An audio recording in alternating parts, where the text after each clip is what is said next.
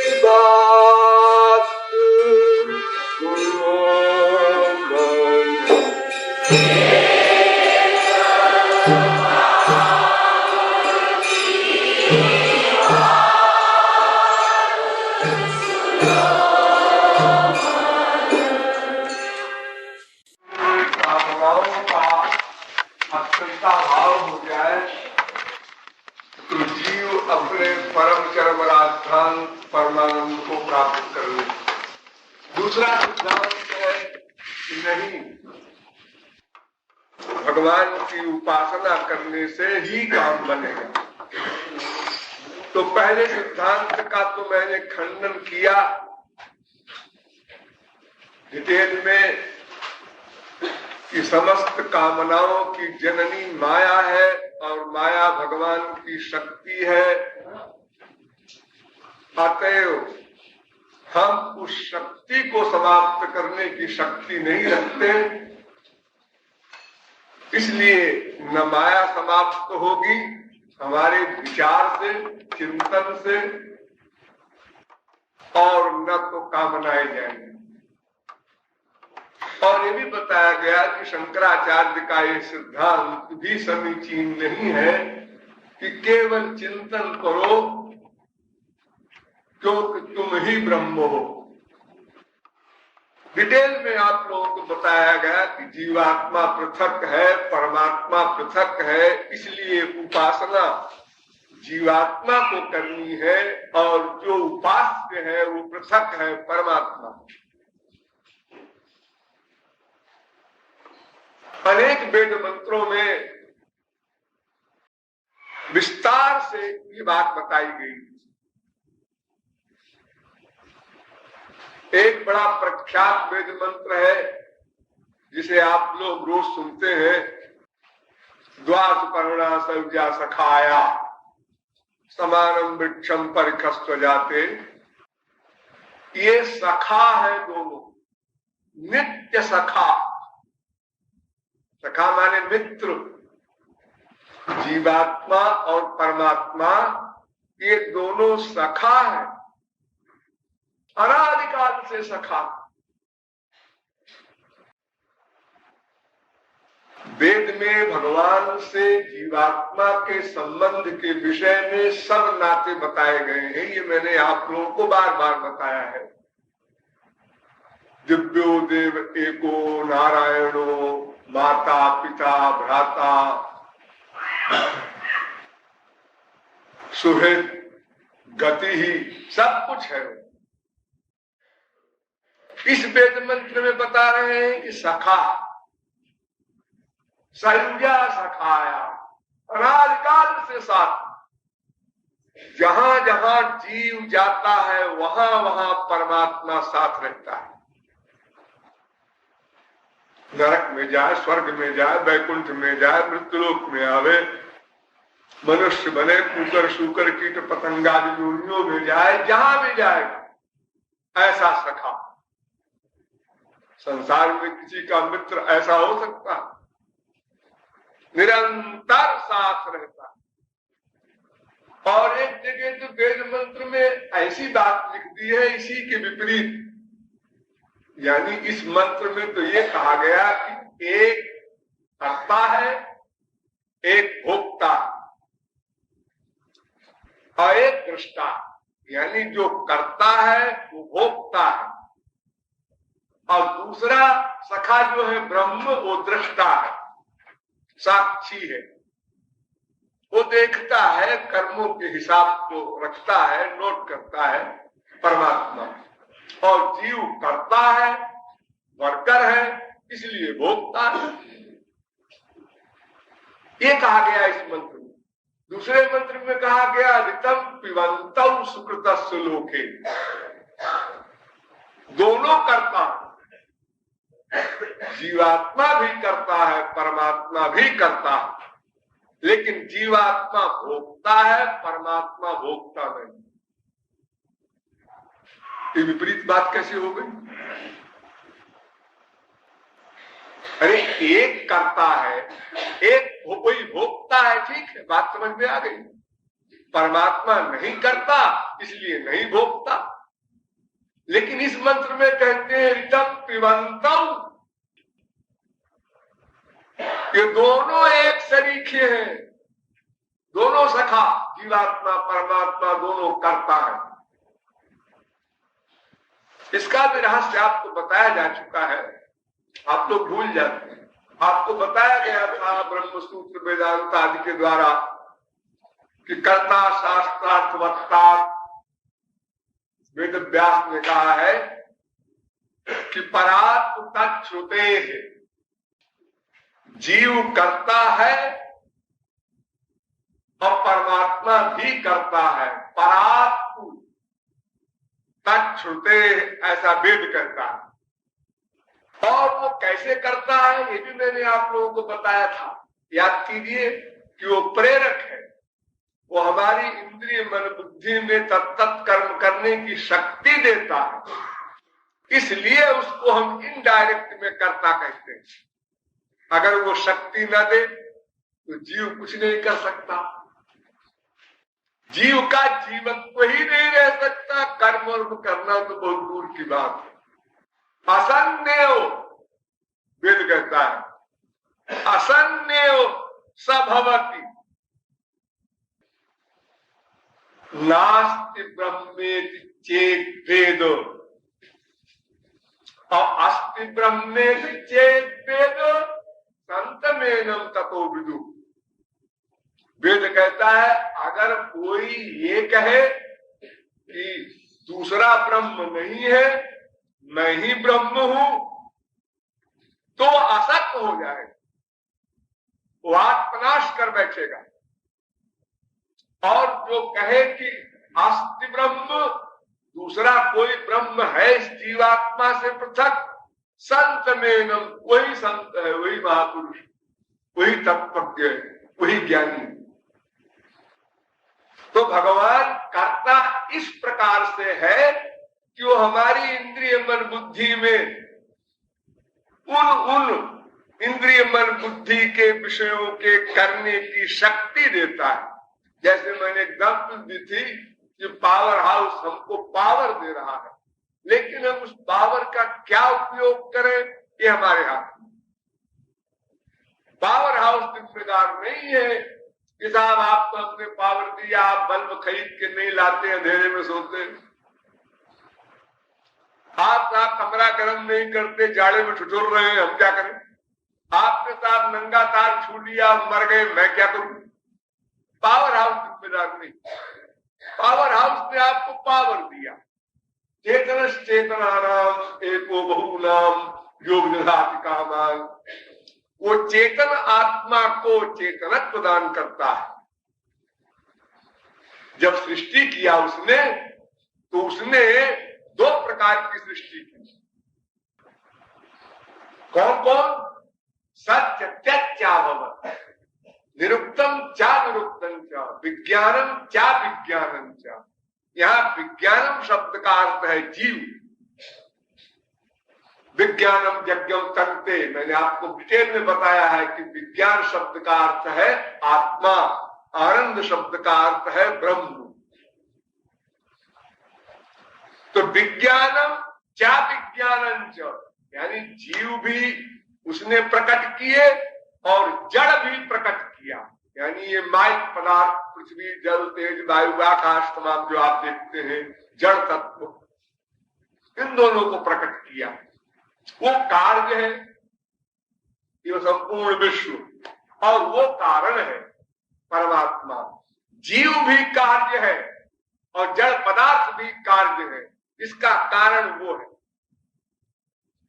इसलिए जीव का जीवत्व, चेतन का चेतनत्व भी उनकी पावर से है। या आत्मान मंत्रो यमयत, यमात्मा न वेद, जस्यात्मा शरीरम। कितना क्लियर लिखा है वेद। ये आत्मा आपकी जो है वो परमात्मा का शरीर है। जैसे इस शरीर का संचालन आप करते हैं, माने आत्मा, ऐसे आत्मा का संचालन, आत्मा का आत्मत्व, चेतनत्व, जीवत्व परमात्मा के द्वारा गवर्न होता है। इसलिए जीव के जीव, सुख के सुख राम। तुम जीव के जीवन दाता हो, जीव का जीवत्व है इसी में। इसीलिए वेद में कहा असन्यो भवत्, वो असत हो जाता है। उसने आत्महत्या कर ली अपनी, जो ये कहता है ब्रह्म नहीं है। अपनी उपासना करो, मैं ब्रह्म हूं। देखो वेद में कितना स्पष्ट लिखा है, ब्रह्मविद। शंकराचार्य ने कोट किया है वेद मंत्र को अपने भाष्य में, ब्रह्मविद आत्मोत परम। जो ब्रह्म को जान लेता है वो परम को प्राप्त होता है, परम को प्राप्त होता है,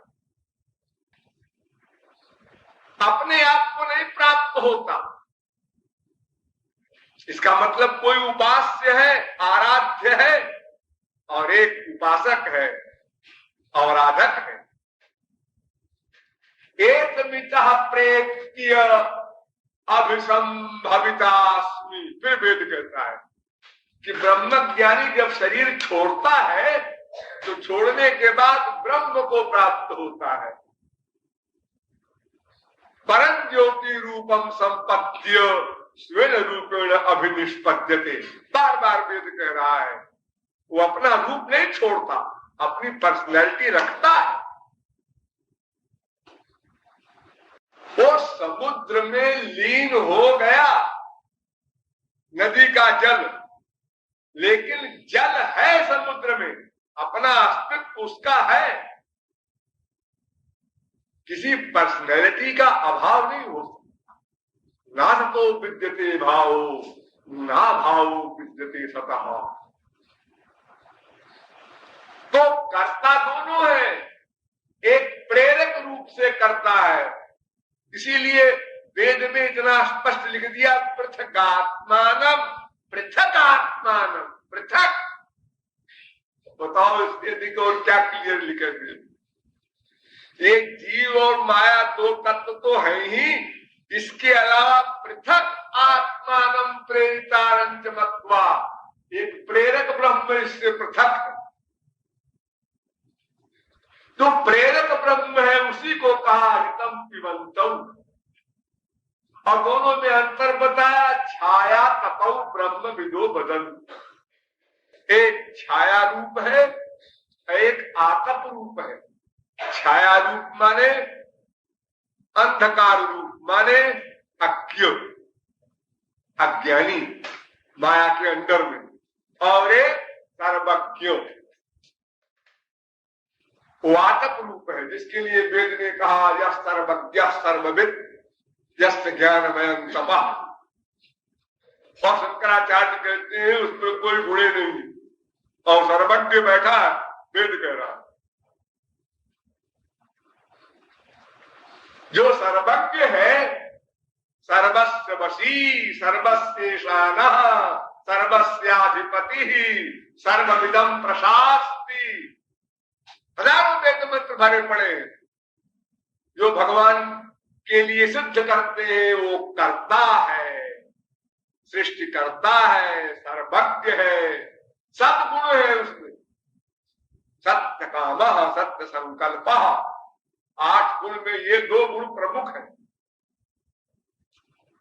हेय गुण रहित है, यानी प्राकृत गुण नहीं है, इसलिए उसको हम निर्गुण कहते हैं।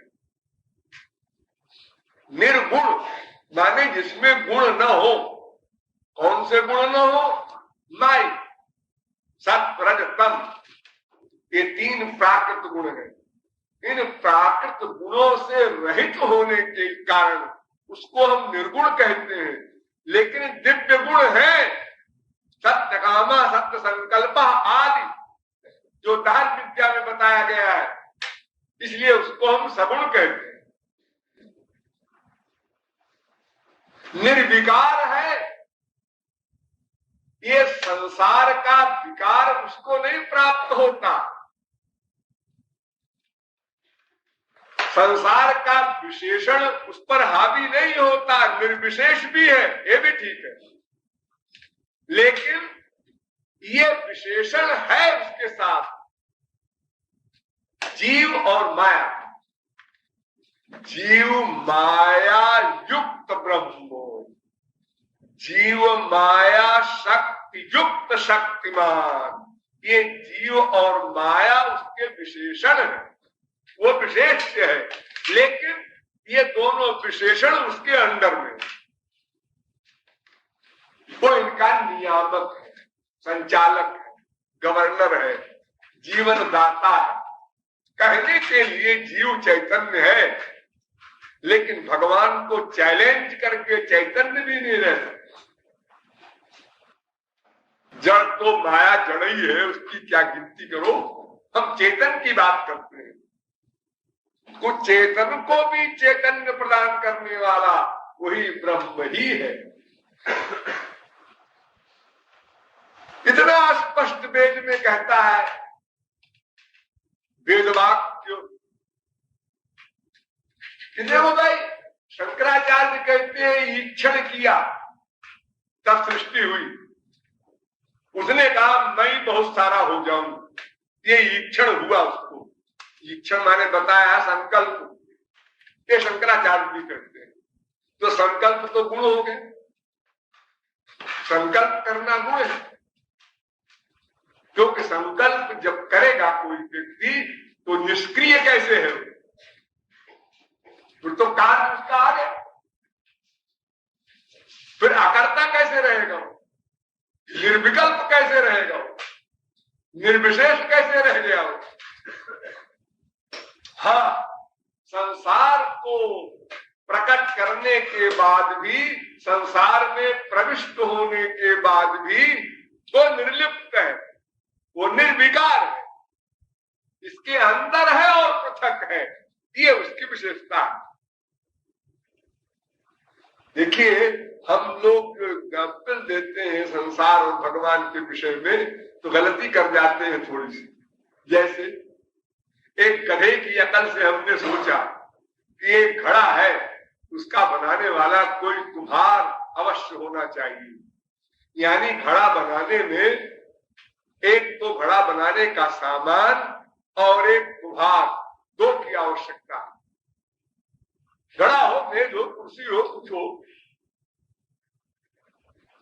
तो इसी प्रकार दो कारण होना चाहिए सृष्टि का।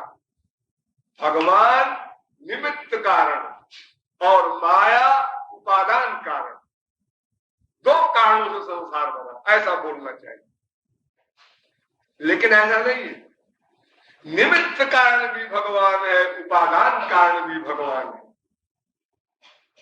उसमें यह शक्ति है कि स्वयं सत्य तत्याभवन् निरुक्तम चा निरुक्तम च निलयनम चा निलयनम च विज्ञानम चा विज्ञानम च, ये सब सृष्टि उसने संकल्प से किया। लेकिन यथा पूर्व कल्पयत, जैसे पहले सृष्टि थी उसी प्रकार का संकल्प किया, इसलिए वो इससे पृथक है।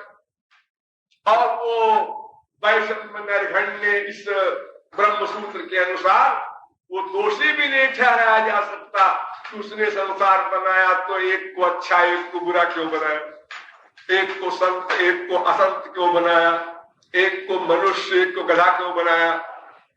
उसने अपनी तरफ से कुछ नहीं बनाया, जैसा पहले था उसी प्रकार ईक्षण किया, संकल्प किया, ईक्षतेर्नाशब्दम। तो आप समझ गए कि उपास्य ब्रह्म ही है, जिसकी उपासना करना है वो ब्रह्म है और उपासक जीव है। सेवक सेव्य भाव विरु भवन करिय उर्गारी, जीव सदा दास है, नित्य दास है भगवान का। उसको अपने सेव्य की उपासना करनी पड़ेगी। और ये बात मैंने कल भी आपको बताई थी कि शंकराचार्य ने भी अंत में एडमिट किया, तद अनुग्रह हेतु के नहीं वो,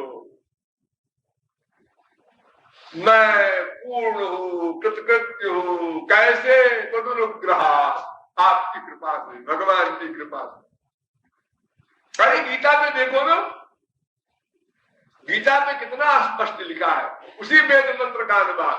वेद में एक मंत्र है, येष में आत्मांतर हृदय, गदा में समझ ली, येष में, येष माने ये है, में माने मेरा, आत्मा अंतर हृदय, मेरी आत्मा, मेरी आत्मा, मैं आत्मा, मैं माने मेरी और मैं माने आत्मा, मैं की आत्मा, यानी आत्मा की आत्मा, यह आत्मनिष्ठक, जिसको वेद कह रहा है बार बार। इस आत्मा में परमात्मा रहता है, इसलिए वेद मंत्र कहता है येष में आत्मा अंतर हृदय, जिसे गीता ने कहा ईश्वर सर्वभूतानां हृदय से अर्जुन तिष्ठत्।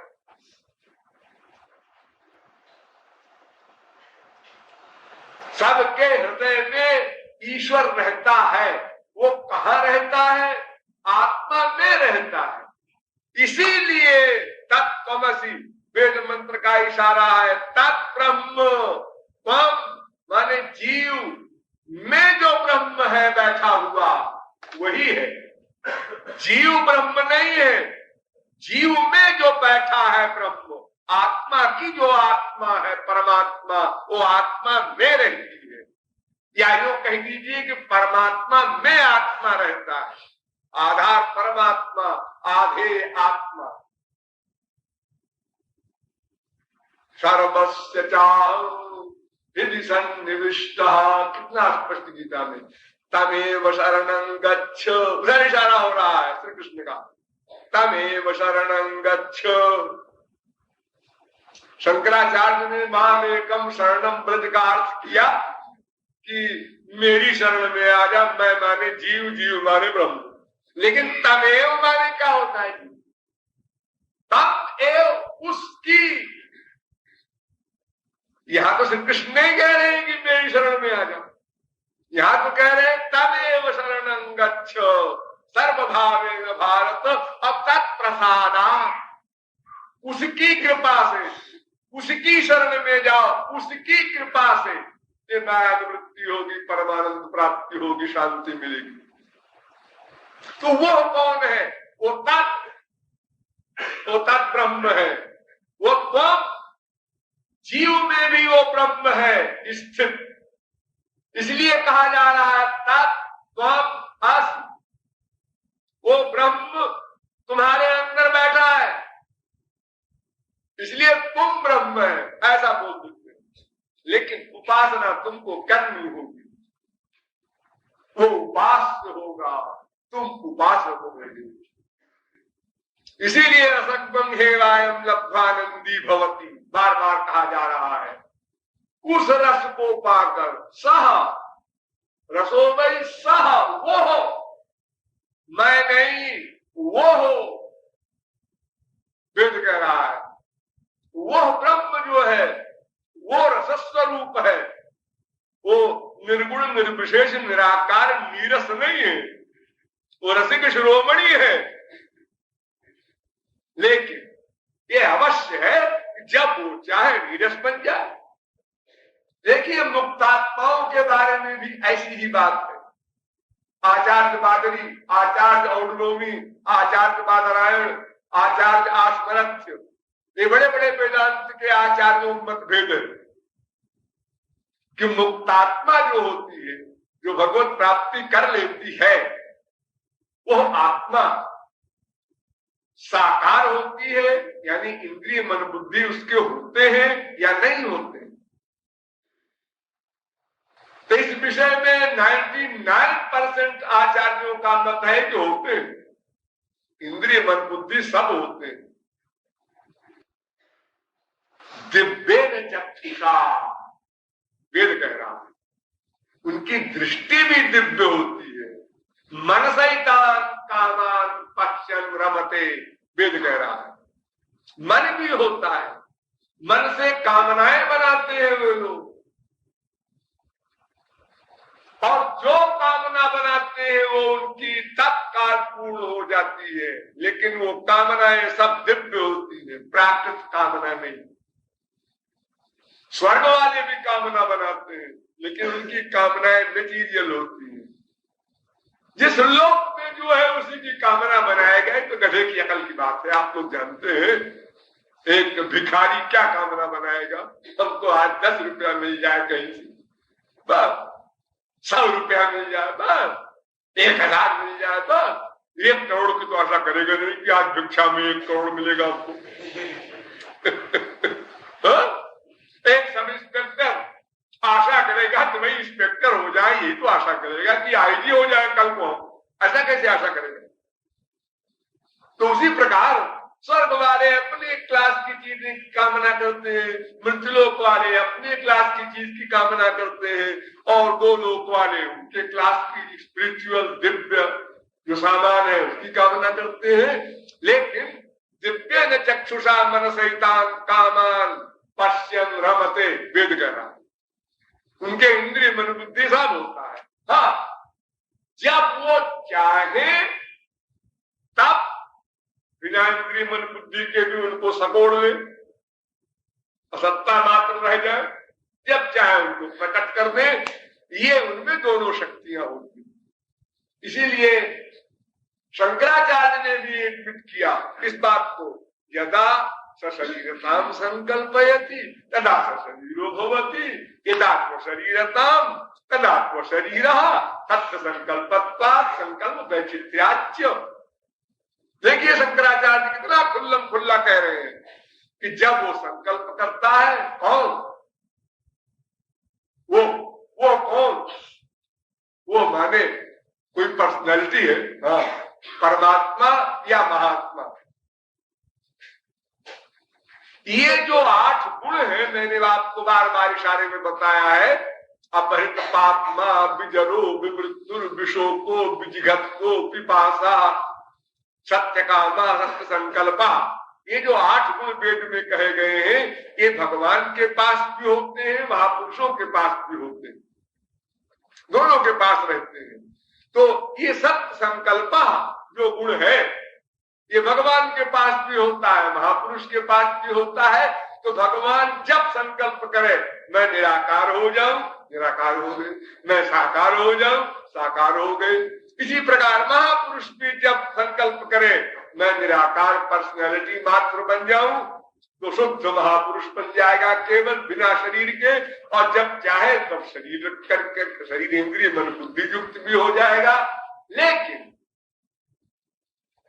जो अद्वैत ज्ञान मार्ग से ब्रह्म को प्राप्त करता है, वो यही कामना करता है कि मैं बिना शरीर इंद्रिय मन बुद्धि के रहूं। इसलिए उसको हम कहते हैं ये ब्रह्म में लीन हो गया, सायुज्य मुक्ति।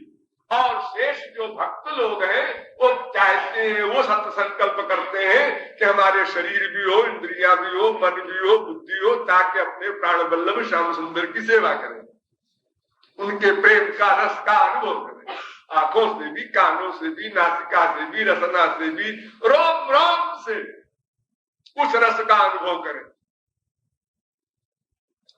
तो उनकी इच्छा पर डिपेंड करता है, संकल्प हो जाते हैं। तो अब आप समझ गए, कम से कम इतनी डिटेल में हमने समझाया है वेद मंत्रों के द्वारा, गीता के द्वारा, हर ग्रंथ के द्वारा, कि उपासना भगवान की करनी होगी। अपनी उपासना करने से काम नहीं बनेगा। आत्मा ही परमात्मा है ऐसा नहीं, आत्मा में परमात्मा है ऐसा बोलो, परमात्मा में आत्मा है ऐसा बोलो। वो दोनों एक साथ है, इसलिए हम परमात्मा भी कह सकते हैं, लेकिन उपासना करना पड़ेगा। तज्जलादि शांत उपासित वेद कह रहा। इस वेद मंत्र को शंकराचार्य ने भी कोट किया कि जिससे तज्ज ला अनिति, जिससे संसार उत्पन्न हो, जिसमें लय हो, और जो इसकी चेष्टा करता है, रक्षा करता है, उसकी उपासना करना है। शांत उपासित, उपासना करें। तो उपासना करने का मतलब है कि हम उपासक हैं, एक उपास्य है, तभी तो उपासना आएगी। उपासना शब्द बनेगा कैसे? जब कोई उपास्य नहीं तो उपासना शब्द कैसे बनेगा? इसलिए उपास्य भगवान है, और वो सगुण साकार भी है, निर्गुण निराकार भी है। और इतना आप लोग तो बहुत बार सुने हैं, समझे हैं कि निर्गुण निर्विशेष निराकार ब्रह्म की उपासना करना अत्यंत क्लिष्ट है। क्लेशोधिक तरस्तेषाम निर्विण्णानाम ज्ञान योगा। आज तमाम आप लोग इन बच्चों से सुनते ही रहते हैं। तो और अंतिम फल में भी अंतर आपने सुना ही होगा कि बड़े बड़े जीवन मुक्त अमरात्मा परमहंस भी लालायित रहते हैं प्रेमानंद के लिए। आत्मा रामाश्च मुनियो निर्ग्रंथा अपुरुक्रमे कुर्वन्ति भक्ति मित्तम भूत गुणो हरि। इसलिए हमको सगुण साकार भगवान श्री कृष्ण की ही उपासना करना है, ये बात तय। ठीक, अब और आगे नहीं बढ़ाते, इस विषय में खत्म कर देंगे। बड़ा लंबा हो जाएगा तो हम तो ऐसे बोलते चले जाएंगे, हमारा क्या लगता है? कोई भूत आकर के बोलता है, बोलता चला जाता है, फिर कभी समाप्त नहीं होगी व्याख्या। हाँ, तो उपासना भगवान की करनी है, ये बात तो सिद्ध हो गई। अहम ब्रह्मास्म की बीमारी में अब आप लोग कभी न पड़ेंगे। इतने प्रमाण, इतने तर्क मैंने दे दिए हैं इतने दिनों में। लेकिन प्रश्न ये है कि उपासना किसको करना है? एक कर्ता तो है परमात्मा, मैंने बताया आपको, प्रेरक है इसलिए। एक कर्ता है जीव, वर्कर। लेकिन अगर सच पूछा जाए तो न परमात्मा करता है न आत्मा करता है। कर्ता कौन है? कर्ता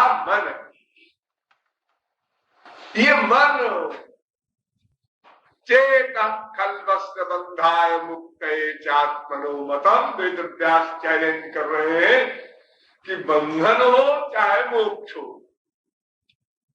दोनों का जो रीजन है, कारण है, करने वाला इसका जो वर्कर है वो चित्त है, मन है, बुद्धि है, अहंकार है। ये मन बुद्धि चित्त अहंकार चार कहो, चाहे मन बुद्धि चित्त तीन कहो, चाहे मन बुद्धि दो कहो, चाहे खाली मन कह दो 60 में, एक ही मन की ये चार अवस्थाएं हैं। ये चार चीजें नहीं, किसी को अंतःकरण बोल दो। तो मन को उपासना करनी है। एक बात पहले ये तय करो, किसकी करनी है? श्री कृष्ण ब्रह्म की करनी है। अगर कोई कहे हम शुक्र ब्रह्म की करना चाहते हैं, कीजिए। शुक्रावतार की अगर आप उपासना करते हैं, वहां भी वही परमानंद मिलेगा जो कृष्णावतार में मिला। उस स्वर के एक रोम में वही आनंद है जो श्याम सुंदर के बालों में है, इसमें अंतर नहीं। डरिए मत कि शुक्रावतार का शरीर देखेंगे तो बड़ा भोंडा लगेगा, ऐसा नहीं है। वो तो जैसे चीनी की मिठाइयां होती है, कोई हाथी बना लो, घोड़ा बना लो, सांप बना लो, मेम बना लो, और सबका स्वाद एक सा है। भगवान कोई भी रूप धारण करे, गोल गोल शालिग्राम भी बन जाए, वो उनमें भी वही आकर्षण, वही रस ही रस की वृष्टि होगी चारों ओर। आनंदे वारस्ताद आनंद पृष्ठाद आनंद पुरस्ताद आनंद पश्चात आनंद उत्तरता आनंदो दक्षिणता आनंदे वेतत्वम सर्वम। लेकिन हमको जो लीलाएं पढ़ने सुनने को मिलती हैं और हमारे मन का जो स्वभाव है, उसके हिसाब से श्री कृष्णोपासना सर्वश्रेष्ठ मानी गई है। इसका मतलब ये नहीं कि और अवतार छोटे हैं या असिस्टेंट है या और कुछ है। ऐसी बातें भी लिखी है पुराणों में, ऐसी बातें भी लिखी है। जैसे भागवत में लिख दिया कृष्णस्तु भगवान स्वयं, और अवतार को अंशावतार है, श्री कृष्ण पूर्णावतार है। ऐसे ही रामायण में लिख दिया रामस्तु भगवान स्वयं,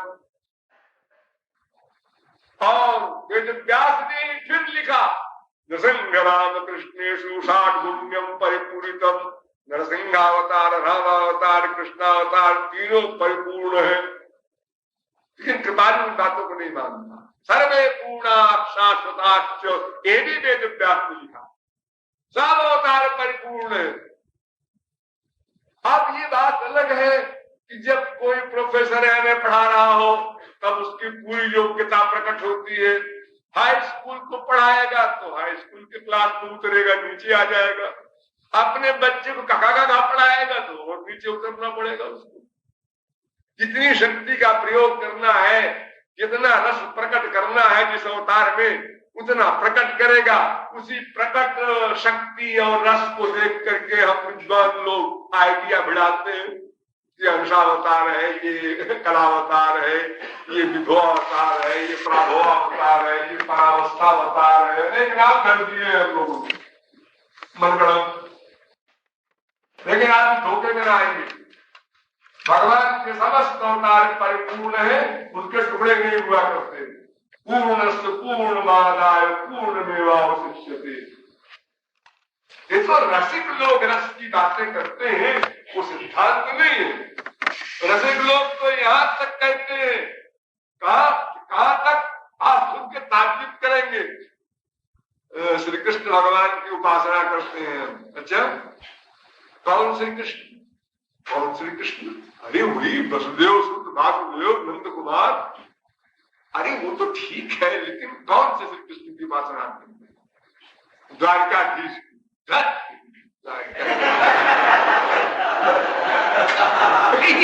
ये द्वारकाधीश की उपासना में धक तेरी बोल दिया। अरे मथुराधीश की उपासना करो, द्वारकाधीश की क्या उपासना करते हो? द्वारिकाधीश तो केवल ऐश्वर्य ऐश्वर्य वाले हैं, वहां रस कहाँ है? सम्राट खड़े हैं खाली, वहां रस बस नहीं है। तो द्वारिकाधीश के अगर हिस्ट्री पर विचार किया जाए तो और हंसी आवे कि द्वारिकाधीश बने कैसे। उसके पहले उनको एक डिग्री मिली, रणछोड़। द्वारिका में कीर्तन होता है तो सबसे खास यही नाम प्रमुख है, हमारे राजा रणछोड़। हमारे राजा कैसे राजा? रणछोड़, लड़ाई के मैदान में छोड़ करके भागने वाला। ये भी कोई तारीफ हो? जरासंध के भय से ऐसे भागे समुद्र पार हो गए। इंडिया पार कर डाला पूरा, टापू में जाकर के वहां खड़े हुए, बीच में कहीं मुड़ के भी नहीं देखा कि वो लौट गया कि पीछे ही की जा रहा है। इतना डरपोक कोई होगा? कालात्मरो हरिभयात् पलायनम, ऐसे भागे कालात्मा होकर के भी। सुषमा चिरस्त पर्वता भयंते, वेद कहता है उसके डर से पर्वत कांपते हैं। भयात सूर्य, इसके भय से भयभीत होता है। वो कालात्मा भगवान स्वयं भाग रहा है डर करके। अच्छा, मथुरा श्री कृष्ण जो है, उनमें रस है। देखो कुब्जा को सीधी कर दिया। विशेषताएं हैं वहां। ले जब वृंदावन के रसिका है जिन्होंने कहा धार बीच में द्वारका से गिरा मथुरा में रखा। यानी द्वारिका के श्री कृष्ण पूर्ण ब्रह्म है, मथुरा के श्री कृष्ण पूर्ण तर ब्रह्म है, वृंदावन के श्री कृष्ण पूर्ण तम ब्रह्म है। अब उसमें भी और तारीफ बातें हैं, बहुत गहरी गहरी बातें हैं। आप लोग क्या करेंगे तुमके फालतू बातें। तो श्री कृष्ण सब एक ही है, उसमें कोई भेदभाव नहीं है। रसिकों की अपनी अपनी भाषा है बोलने की, उसको सिद्धांत न मान लीजिए, दुर्भावना न कीजिए कहीं की हम तो द्वारका के श्री कृष्ण के यहाँ गए थे, हमने नमस्ते भी नहीं किया।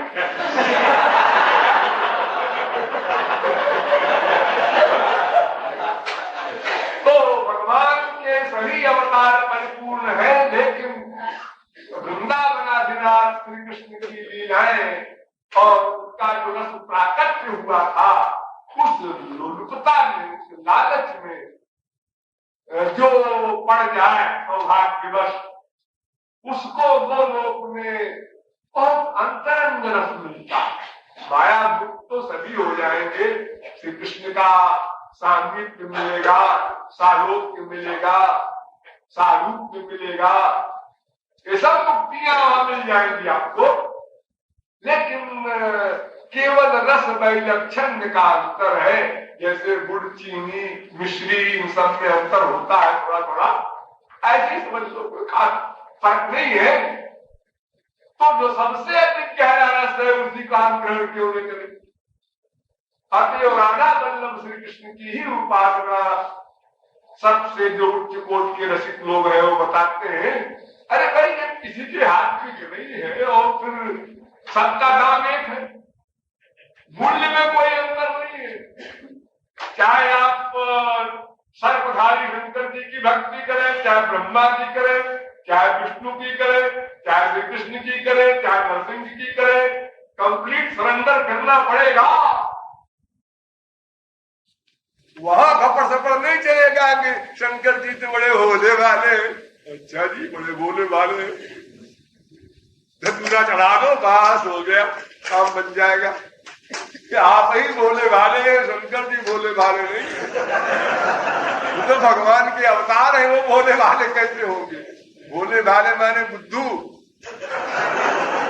शंकर जी को भोले भाले लोग क्यों कहते हैं आप जानते हैं?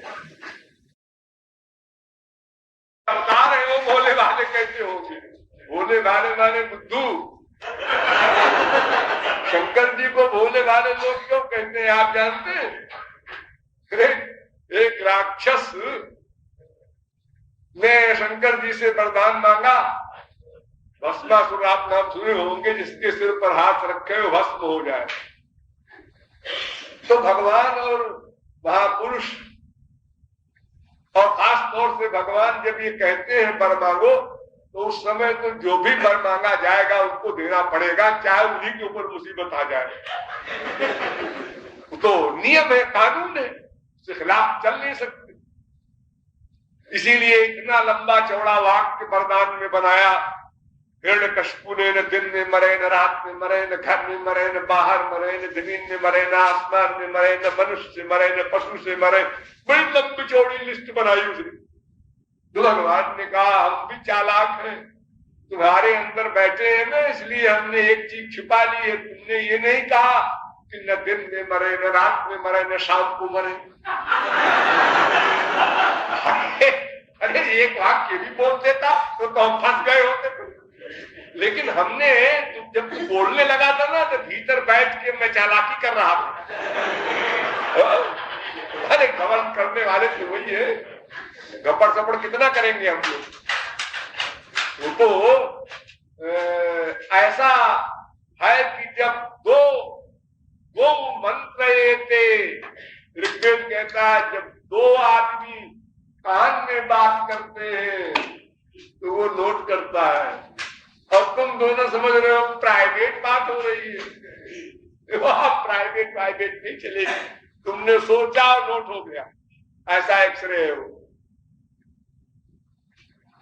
तो भगवान के समस्त अवतार परिपूर्ण है। किसी भी अवतार की उपासना कोई करके अपना लक्ष्य प्राप्त कर सकता है, लेकिन रस वैलक्षण्य की दृष्टि से राधा कृष्ण की उपासना ही हमको करना है, क्योंकि कंप्लीट सरेंडर तो हमको करना ही पड़ेगा। भगवान शंकर ने जो वरदान दिया वो कोई आश्चर्यजनक नहीं है, सबने दिया है। विष्णु ने दिया है, श्री कृष्ण ने दिया है, सबने दिया है वरदान। और मुसीबत में फंसे हैं लेकिन फिर बच गए हैं। वो भस्मासुर की स्कीम ये थी कि शंकर जी के सिर पर रखो पहले हाथ।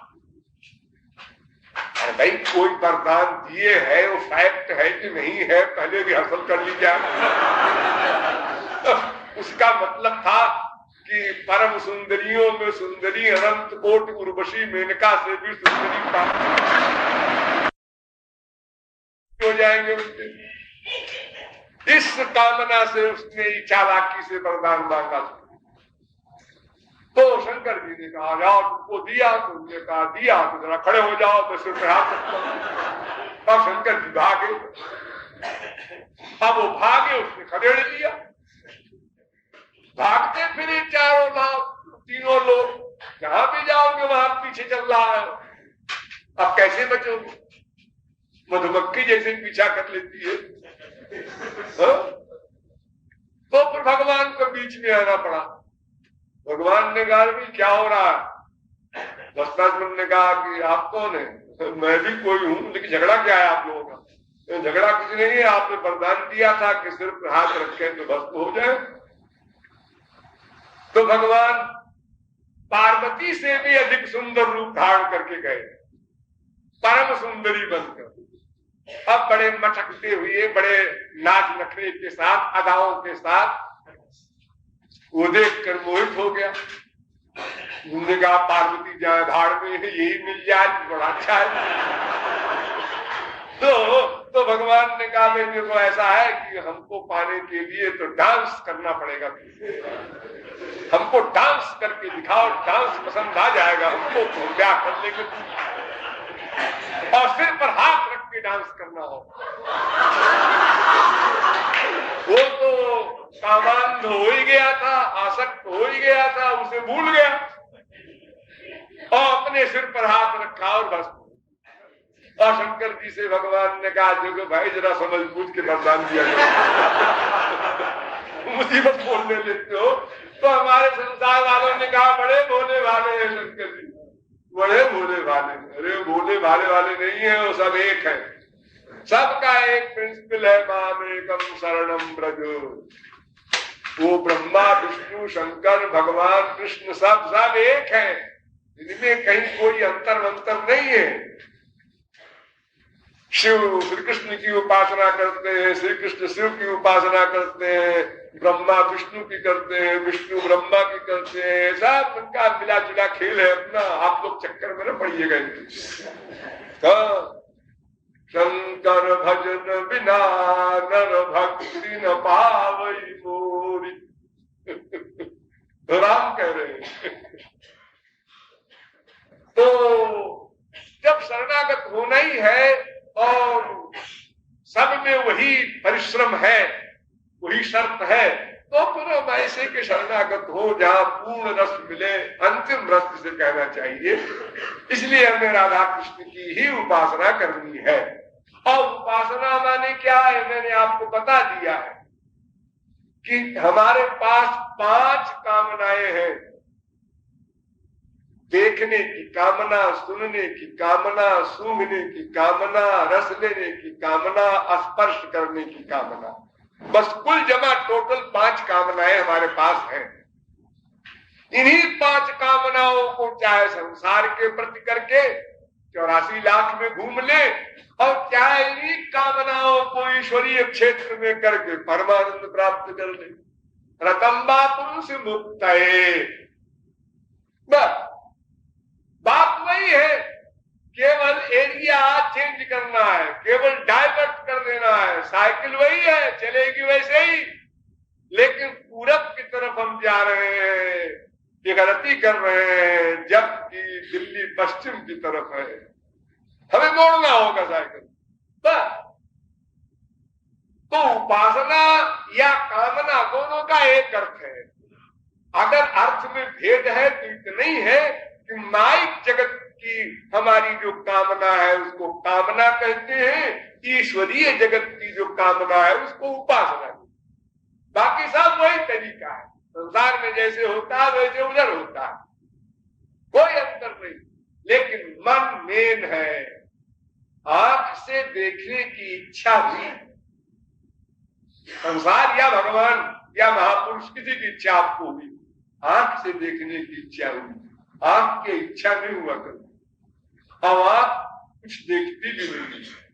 आंख तो एक शीशा है, जैसे मैं बोल रहा हूं तो माइक आवाज बढ़ा रहा, माइक नहीं बोल रहा, ऐसे आंख कोई देखने का वर्क नहीं करती।